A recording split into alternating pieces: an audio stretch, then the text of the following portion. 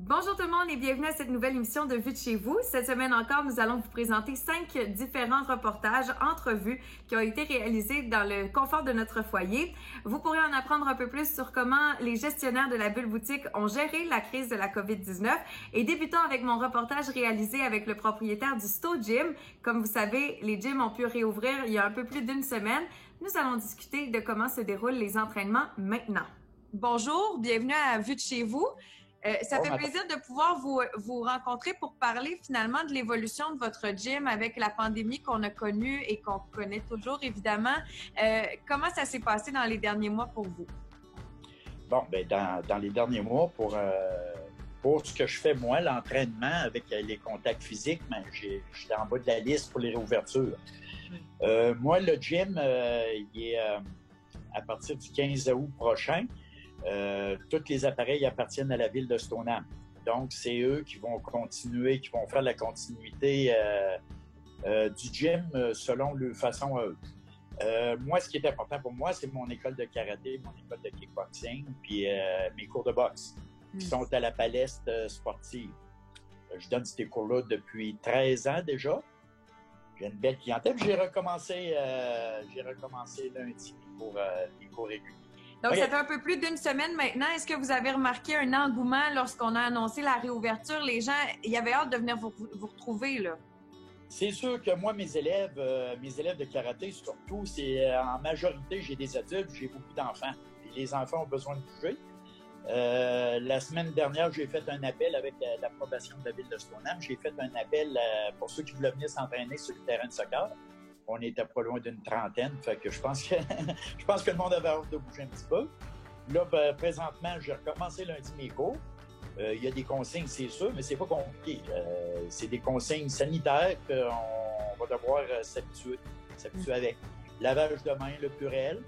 Puis à un moment donné, on va pouvoir se rapprocher de 2 mètres, mais en attendant, on a beaucoup de travail à faire. Est-ce que c'est une conséquence de la COVID-19, le fait que vous ayez vendu vos appareils de gym à la ville de Stoneham ou c'était déjà prévu? Non. Ben, ça fait 10 ans. Ça fait 10 ans qu'au fait, le gym, puis l'école de karaté, l'école de boxe, ça m'appartient.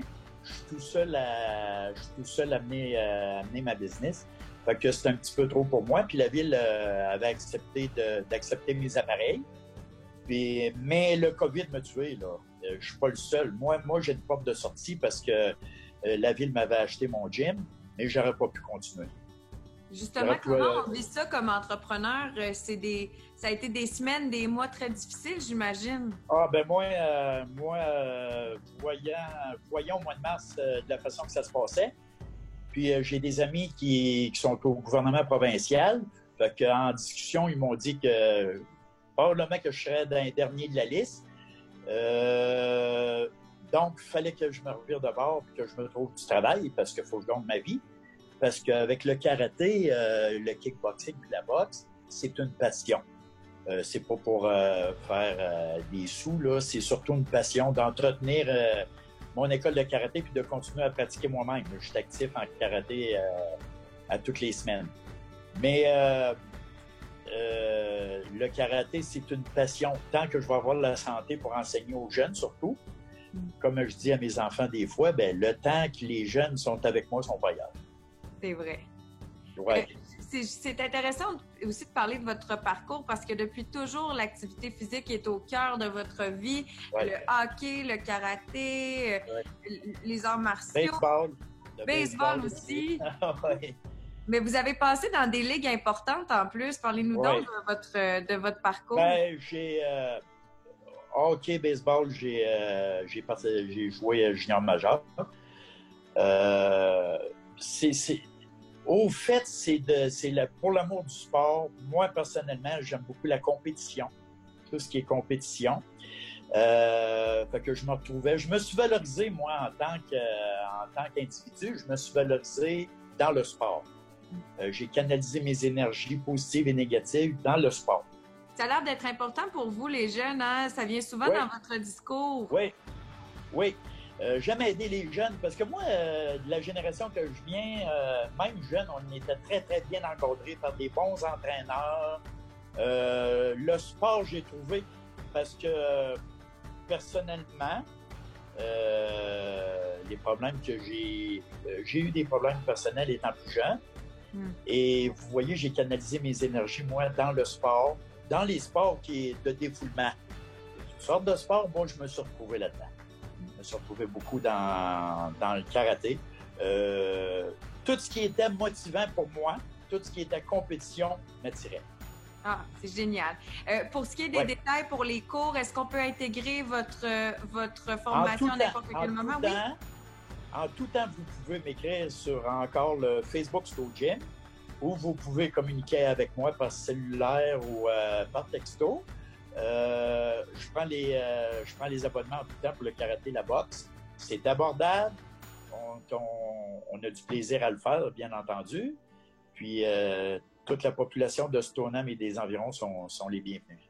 Super. Bien, on souhaite aussi que les mesures vous permettent bientôt de pouvoir faire vos cours en entièreté. Un énorme merci d'avoir pris du temps pour nous aujourd'hui. C'est très, très gentil de votre part. Je vous souhaite une belle journée. Nous sortons un peu de la COVID-19 et ça fait du bien. On parle cette fois-ci d'une ruche qui a été installée au Marais du Nord. Voici donc l'entrevue de Chloé réalisée avec Isabelle. Bon matin, Isabelle Ferlardeau, ça va bien? Ça va bien, merci. Bon matin. Tu es coordonnatrice administrative chez Agiro, anciennement l'Appel. C'est la nouvelle appellation. Et puis là, vous avez un beau projet qui vient de se concrétiser. Vous avez installé une ruche d'abeilles au Marais du Nord. Effectivement, ça a été installé hier, mercredi. On a eu une collaboration avec la ville de Lac-de-Lage qui avait déjà le projet entre les mains depuis quelques années. La ruche était située chez un citoyen de Lac-de-Lage, mais il voulait augmenter la visibilité, attirer plus de résidents pour pouvoir venir la visiter. Donc, ils ont décidé de prendre une collaboration avec les Marais du Nord. Ça nous a fait vraiment plaisir de pouvoir accueillir cette ruche-là parmi nous là, au Marais du Nord. C'est situé où sur les Marais du Nord pour situer tout le monde? Quand les gens arrivent dans le stationnement des Marais du Nord où il y a la bâtisse d'accueil, au fond du stationnement, on avait déjà un roseau épurateur qui servait à nettoyer et purifier les eaux là, de notre bâtiment.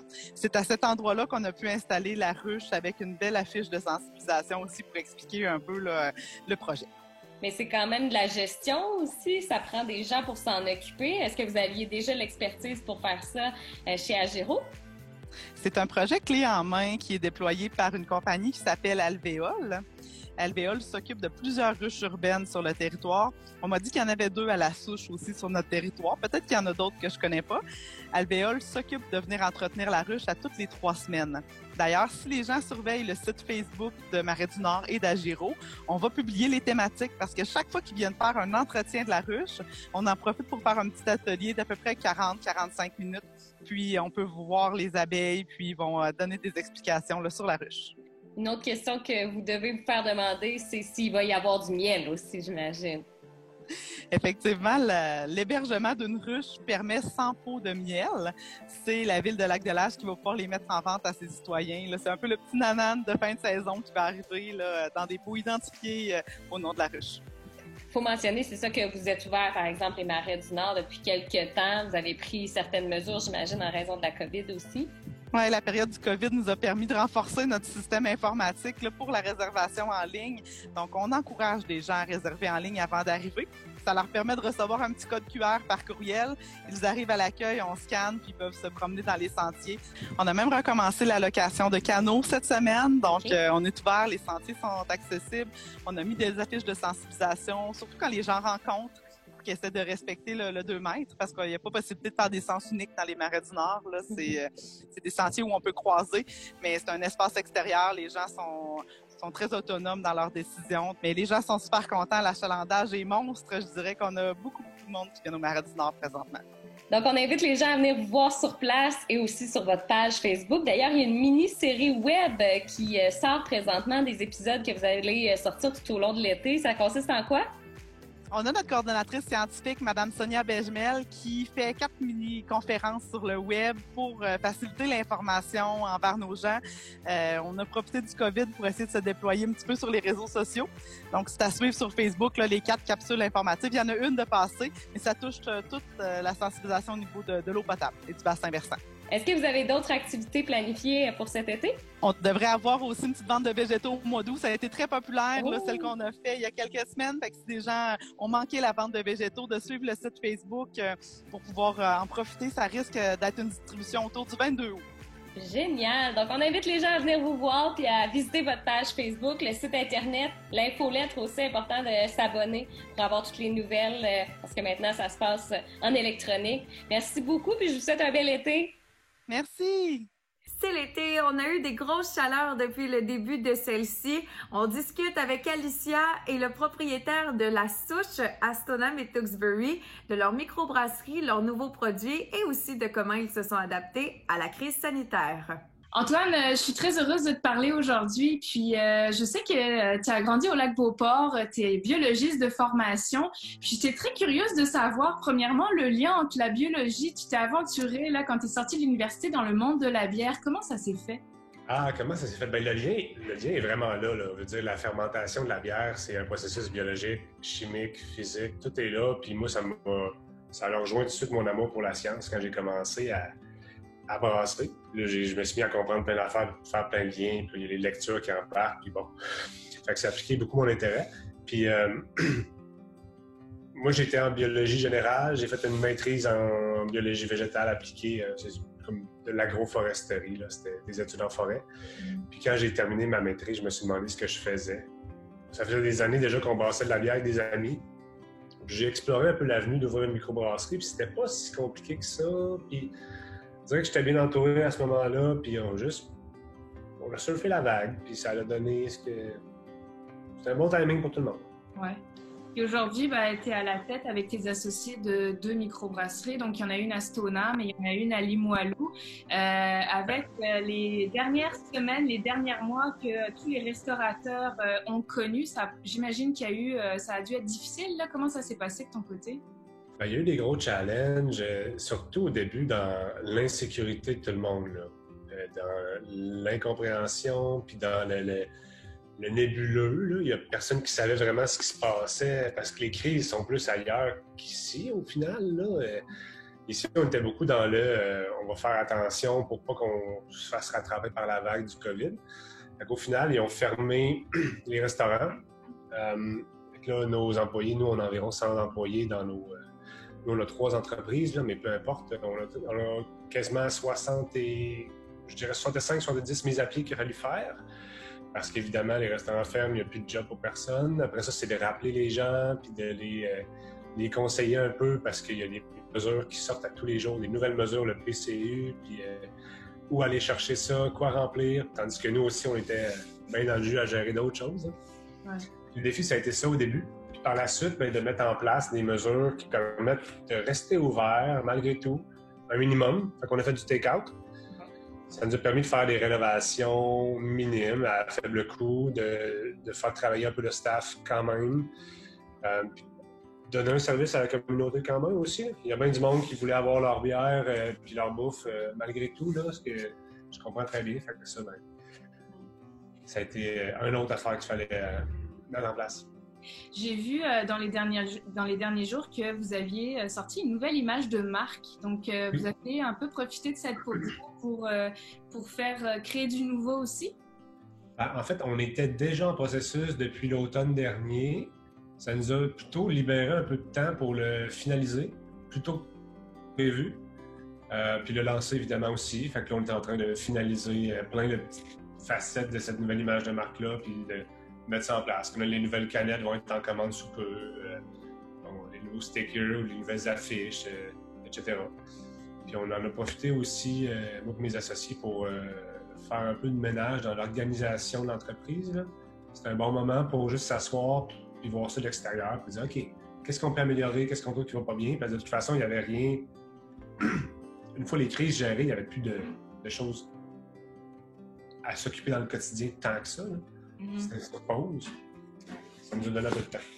Pour les gens, par exemple, qui connaissent un peu moins les produits de la souche, peux-tu m'expliquer brièvement quel genre de bière vous proposez? Je pense qu'on se distingue la souche par une grande variété de bières, pour commencer. On fait des styles classiques, on va dire blonde, rousse, noire, IPA, mais on va aussi sortir les sentiers battus, surtout avec nos bières sûres. Nos bières sûres sont à toutes les saveurs. On fait des houblonnés, on en fait aux fruits, on en fait celles qui ont tout simplement pas de houblon, puis on essaie de ramener un peu des bières médiévales quasiment au travers de tout ça. On fait une autre gamme de bières dont on parle pas beaucoup parce que c'est pas des gros volumes. C'est des bières barriquées ou des bières sauvages qu'on va faire fermenter en barrique pendant des mois, des années même. On va ressortir, réassembler. C'est beaucoup de temps, d'investissement, mais c'est des produits qui nous font vraiment triper. Il y a cette partie-là aussi dont on parle un petit peu moins, mais qui est très présente dans nos têtes, dans nos cœurs. Sinon, on a, comme je mentionnais un peu, les bières de base qui sont là un peu toujours. Et puis après ça, on a les bières saisonnières ou éphémères là, qui vont vraiment varier au courant de l'année des saisons. Comme là, en ce moment, on est en train de sortir des bières plus estivales, évidemment. OK. Écoute, justement, c'est important de le dire, c'est que les restaurants donc sont maintenant ouverts. Les gens peuvent consommer de la bière sur place. Est-ce que vous vendez aussi de la bière là, dans différentes épiceries ou directement sur place aussi? Sur place, à Stoneham, on a une boutique. Fait que oui, depuis maintenant 3 ans, là, la boutique est ouverte. Puis ça, c'est un peu comme votre dépanneur avec des primeurs. Ouais. Ça, c'est plaisant. À Limoilou, on est en train de travailler sur un projet aussi d'une petite boutique. Fait que là, ça, on ne sait pas quand, sous quelle forme ça va voir le jour. Là. On est à travailler là-dessus. Puis sinon, on a quand même presque 400 points de vente au Québec. Là. Fait que la bière est partout, surtout évidemment autour de la ville de Québec. On est très bien implanté ici. Mais on est quand même disponible partout. OK. Bon, écoute, je pense que la bière, c'est toujours un produit qui est très apprécié de toute façon l'été. Donc, allez vous promener, allez voir, même si c'est possible de rencontrer Antoine puis tes associés. Vous êtes toujours des gens très sympathiques. Il y a une très belle ambiance aussi à la souche. Merci Antoine pour cette entrevue Zoom, parce que ça se passe comme ça. Puis, je te souhaite la meilleure des chances aussi dans la suite de tes projets. Merci. Bon été. Considérés comme un service essentiel durant la pandémie, les animaleries ont pu continuer à offrir leurs services. Cependant, ce n'était pas tout à fait la même chose pour les salons de toilettage et même la coupe de griffes était interdite. Comment se sont débrouillés les gens de notre territoire? Découvrons-le ensemble avec Rosalie. Je suis avec Madame Gressier du toilettage de la boutique Pile Poil. Comment allez-vous, Madame Gressier? Ça va très bien, merci. Et vous, Rosalie? Ça va très bien, merci. Vous êtes située au hall de Stoneham, mais vous n'avez pas toujours été située là. Est-ce que vous pouvez nous parler un peu de comment ça s'est passé, l'ouverture de la boutique, depuis quand vous êtes ouvert, le parcours un petit peu de tout ça?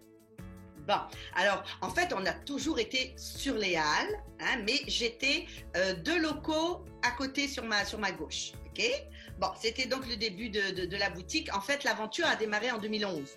C'est une aventure familiale, OK? C'est vraiment une affaire familiale. Tout le monde a mis son cœur, mon fils, ma fille et moi-même. On rentre dans notre 9e année d'existence, Pile Poil. J'ai été la première à ouvrir dans les halles de Stoneham, ça je tiens à le préciser. C'était exactement de mémoire le 7 avril 2012.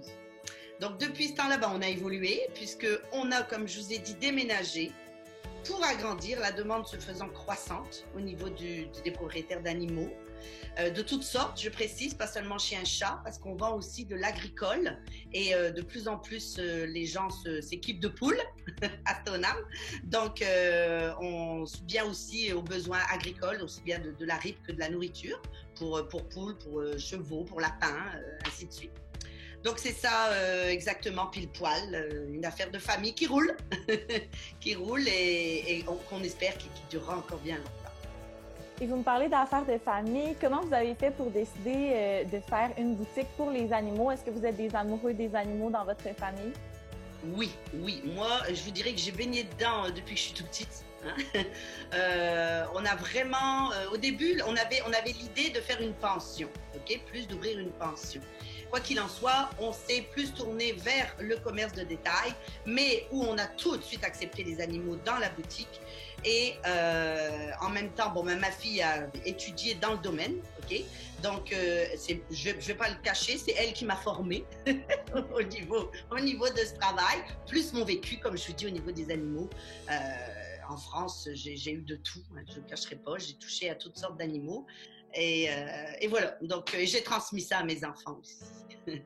Et là, par rapport à la situation de pandémie, la boutique est ouverte. Oui, on est resté un commerce essentiel, donc on n'a jamais fermé. Et vous avez peut-être des petites mesures sanitaires, là, juste pour montrer aux gens que c'est sécuritaire d'aller porter les animaux chez vous? Oui, tout à fait. En premier lieu, c'est maximum 2 clients à la fois, hormis ma fille et moi, 2 clients à la fois dans la boutique. On a des traits de distanciation au sol. Okay. La boutique, maintenant, Dieu merci, est assez grande pour que les personnes se contournent en restant à 2 mètres de distance minimum. Donc, comme je vous ai dit, 2 clients minimum à la fois. On a du désinfectant disponible au comptoir si les gens veulent naturellement l'utiliser. On utilise maintenant beaucoup la porte arrière pour la cueillette sans contact, ok. Et tout ce qui est pour le toilettage ou le bain libre, le lave au poil, on passe par la porte arrière pour vraiment éviter trop de flânage dans la boutique. Les chiens doivent être malheureusement bien tenus près du propriétaire. Ça, c'est ce qu'on demande aussi. Maintenant, je pense que je vous ai tout dit. Et naturellement, Perrine a un masque au salon. Ça, là, c'est obligatoire parce qu'elle a vraiment la proximité avec le propriétaire du chien quand c'est, par exemple, pour une coupe de griffes. Et donc, le masque est de rigueur au salon. Donc, c'est ouvert, c'est sécuritaire. Si on veut prendre rendez-vous pour peut-être venir toiletter notre chien ou si on veut se présenter, le numéro de téléphone peut-être pour vous rejoindre? Oui, c'est le 418-912-8476. Et c'est la seule façon de vous rejoindre? On peut aussi par le Facebook de la boutique. Hein? La boutique a un Facebook. Oh, oui, beaucoup de gens l'utilisent de plus en plus par Messenger, là, même aussi pour prendre des rendez-vous, pour nous poser des questions, parce qu'on est toujours là aussi pour des conseils. Afin d'éviter d'aller directement chez le vétérinaire. On essaye, parce qu'on a des connaissances là-dedans aussi. Donc, on essaye d'aider les propriétaires du mieux qu'on peut. Ah, c'est intéressant. Alors, on peut vous écrire pour des conseils sur les animaux également. Oui, puis, tout à fait. Pour la prise de rendez-vous aussi. Surtout au niveau nutrition. Là. Oui. Super. Un gros merci, Madame Gressier. On invite tout le monde à venir visiter Pile Poil pour leurs animaux bientôt ou en cas de besoin. On vous remercie beaucoup puis on vous souhaite que l'aventure se poursuive très longtemps. Merci beaucoup, Rosalie. Bonne journée. Bonne journée. Bye bye. Et tel que promis en début d'émission, nous parlons maintenant de la Bulle Boutique avec Mégane, un reportage qui a été réalisé pour vous faire découvrir comment ils se sont adaptés durant la crise sanitaire. Aujourd'hui, j'ai le plaisir de m'entretenir avec Marie-Ève Thomasin et Marie-Aude Lemaire de la Bulle Café Boutique. Bonjour mesdames. Bonjour. Vous êtes toutes les deux copropriétaires de cette belle entreprise de Sainte-Brigitte de Laval, une entreprise qui existe depuis quelques temps déjà. Pour les gens qui ne connaissent pas la Bulle Café Boutique, parlez-nous un peu de votre offre de service. Notre offre de service, dans le fond, on a beaucoup, premièrement, c'est un café. Fait que les gens peuvent venir prendre un bon café. On a les cafés de la brûlerie Tatoum à Québec. On a des places assises, on a une salle de jeu pour quand les gens vont pouvoir la réutiliser bientôt. Des fois, il y a des ateliers aussi. Et on a beaucoup de vracs, autant aménagés, corporels qu'alimentaires. Des produits d'artisans, de savonnerie locaux et des produits zéro déchet aussi. En ce moment, plus que jamais, c'est important d'encourager les entreprises locales, faire rouler l'économie d'ici. Eh bien, chez Bulle Café Boutique, c'est quelque chose que vous avez compris depuis sa création. Pourquoi est-ce que c'est important pour vous d'offrir une place de choix aux artisans et aux entreprises locales au sein de votre entreprise? C'est certain qu'il y a un point de vue écologique. Plus on fait faire affaire avec des entreprises qui sont proches, moins on a de transport, moins on a de matériaux qui viennent de l'étranger. Plus on encourage aussi les petites entreprises. Donc, au lieu d'encourager une grosse chaîne, nous, on encourage vraiment la personne aussi qui est derrière son produit. On trouve ça super intéressant aussi de partager ces histoires-là avec les clients. Tout ce que les clients peuvent acheter ici a une âme. Là. Il y a toute une histoire et bien choisie. Marie-Aude, Marie-Ève, comment est-ce que vous fonctionnez au niveau de la sélection des entreprises et artisans locaux qui vont faire partie de la belle famille de la Bulle Café Boutique? Est-ce que c'est vous qui les approchez ou vous vous faites plutôt approcher par ceux-ci? Les deux, oui. Des fois, on se fait approcher beaucoup.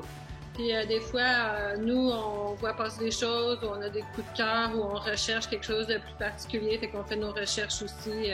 Les clients demandent beaucoup. Ouais. Les clients vont nous demander des choses particulières qu'ils ont vues, qu'ils aimeraient encourager, qu'ils aimeraient essayer. Souvent, on y va vraiment beaucoup par coup de cœur. Il faut que Marie-Aude et moi, on les aime d'amour. C'est comme ça qu'on les vend. Les produits qu'on aime moins, veut pas, ils restent plus sur nos tablettes. Donc, l'idée, c'est vraiment de se fier à notre instinct, mais aussi à notre cœur. Vraiment, ce qu'on aime, on va le revendre. Au cours des derniers mois, on a eu droit à une situation assez exceptionnelle, hors de l'ordinaire. Les entreprises de la région ont dû se relever les manches et surtout mettre les bouchées doubles. Dites-moi, de quelle manière est-ce que la Bulle Café Boutique est parvenue à se réinventer? Question de faire rouler tout de même la belle entreprise. Premièrement, que notre site Internet n'était pas fonctionnel. Notre inventaire n'était pas à jour. La carte enregistreuse n'était pas finalement prête non plus. Comme ça fait pas encore 1 an qu'on est ouverte, il y avait encore beaucoup de choses à placer. On s'est reviré, on a travaillé très fort, on a mis le site Internet à jour. Au début, on faisait des factures Excel, les clients faisaient des virements Interac. Il y avait comme 8 étapes pour réussir à faire une vente. Mais petit à petit, on a tout mis en place pour réussir à fonctionner. Mais nos clients ont vraiment eu une capacité d'adaptation au moins aussi grande que nous. Chaque jour, ça changeait, mais ils ont embarqué, ils nous ont soutenus. Un gros wow, là. La Bulle, c'est... Ce qu'on voulait, c'était vraiment une communauté, puis on a vu la communauté derrière nous. Derrière nous. Dans le fond, nous, on a décidé de fermer peut-être vers le 15 mars, à peu près, tu sais, comme quand tout s'est mis à fermer, puis que tout le monde est rentré chez eux le soir, là, je pense que c'est comme le 13 mars ou le 12 mars, tout le monde était comme, OK, c'est quoi qui se passe? Nous, on a été ouverts comme 2-3 jours que justement, mettons, il y avait les gens qui faisaient la file, tout ça. Mais là, on aurait pu rester ouvert tout le long parce qu'on avait du vrac alimentaire, fait qu'on faisait partie des services essentiels. Mais on trouvait qu'on mettait la sécurité puis celle des clients en jeu inutilement. On en connaissait moins à l'époque aussi. Fait qu'on a décidé de fermer puis de fonctionner par livraison et commande au trottoir. Fait que c'est à ce moment-là qu'on a fait vraiment un super gros travail pour que tout soit en ligne. Des fois, les gens voulaient quelque chose, ils n'étaient même pas sur notre site. On allait le mettre sur notre site, ils l'achetaient. Fait que c'était comme la grosse... on a vraiment travaillé des heures de fou pour venir à bout, que tout soit fonctionnel. Ça nous a donné l'opportunité de donner un coup là-dedans aussi. Mais comme Marie-Ève dit, on a vraiment senti que tout le monde à Sainte-Brigitte voulait, tout le monde, en tout cas nos clients, puis ceux qui avaient à cœur l'achat local, on dirait qu'ils ont tous fait un effort justement pour se dire, OK, nous, c'est là qu'on achète. Je pense que le fait aussi qu'on se soit viré de bord, comme on dit, aussi rapidement, ça a été facile pour les gens d'embarquer, puis des fois, c'était plus compliqué, là. OK, vous faites la livraison. OK, je peux-tu venir chercher? OK, je peux pas rentrer. Là, le monde savait plus trop. Mais bon, on est venu à bout de tous s'en sortir. Quand on faisait les livraisons, on réussissait vraiment à leur parler aussi. Tu sais, on cognait, on déposait le paquet, on se reculait. Les gens ouvraient la porte et ils nous parlaient. Des fois, on avait des beaux petits messages dans la porte. Merci la Bulle, tu sais. Puis on a donné vraiment des autocollants aussi avec l'arc-en-ciel. Les gens étaient très, très contents de participer avec nous, d'avoir le même service, mais différent. Les gens étaient contents de la livraison chez eux. On préparait toutes les commandes, même le vrac alimentaire, ménager et tout. Fait que c'est un travail d'équipe avec nos clients, finalement, là. Vous êtes 2 passionnés, que vous aimez votre entourage, votre communauté. Ça transparaît à travers vous, mais aussi à travers votre boutique. Encore une fois, félicitations pour la belle Bulle Café Boutique. Évidemment, on invite les gens à se déplacer directement dans votre magasin parce que désormais, les portes sont ouvertes. Donc, que ce soit pour aller se chercher un bon petit café, prendre du temps pour soi ou encore pour dénicher une petite trouvaille locale. Merci énormément encore une fois, mesdames, pour votre temps et je vous souhaite une excellente journée. Merci à toi. Bonne fin de journée. Merci. C'est toujours un plaisir de pouvoir vous accompagner pour l'émission Vue de chez vous. On se retrouve la semaine prochaine avec 5 autres entrevues réalisées dans le cadre de cette émission entièrement tournée à nos domiciles. Merci beaucoup à CCAP.tv et aussi à la Caisse des Jardins de Charlesbourg de nous permettre de faire rayonner les gens d'ici. Et n'hésitez pas à partager l'émission sur vos réseaux sociaux. Vous pouvez retrouver l'entièreté de cet épisode sur notre chaîne YouTube et je vous invite fortement à la suivre. À très bientôt!